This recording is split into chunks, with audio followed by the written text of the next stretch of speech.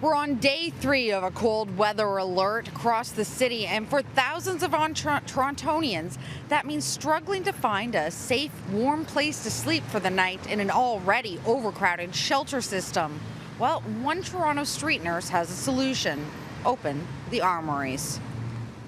The difference with opening the armory is that you can actually have cots. It can be run almost as a real proper emergency operation. Early this morning, paramedics responded to a call for a man covered in snow near Hubbard and Lippincott. He was so cold his fingers were turning blue. He was transferred to hospital. It's exploded onto the streets. It's totally unlike anything I've ever seen before. For years we've been saying the shelters are full. They really are full, but this year we've lost even more beds. 100 beds from Seton House are unusable because of an earlier Strep A outbreak.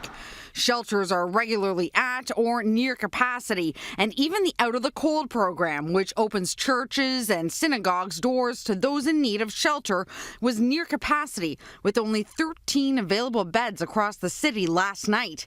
The night before, it was 25% over capacity. The warming centers are like another immediate measure where people are, again, crowded in and they're on mats, and they're beyond. It's beyond like what human civilization should be like in the city of Toronto. Yesterday, the city opened 3 warming centers, which combined can hold up to 130 people. But they aren't shelters.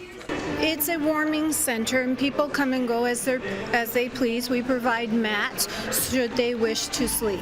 The mayor stopped by Margaret's on Dundas East last night, tweeting out photos of him interacting with their clients. Michael Jourdain, who's been coming to Margaret's for years, was proud that Tory came by, but said the mayor missed the worst part of being there: the lack of sleep. You gotta sleep late.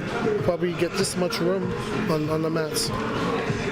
And why do you only get this much room? Because it's overcrowded.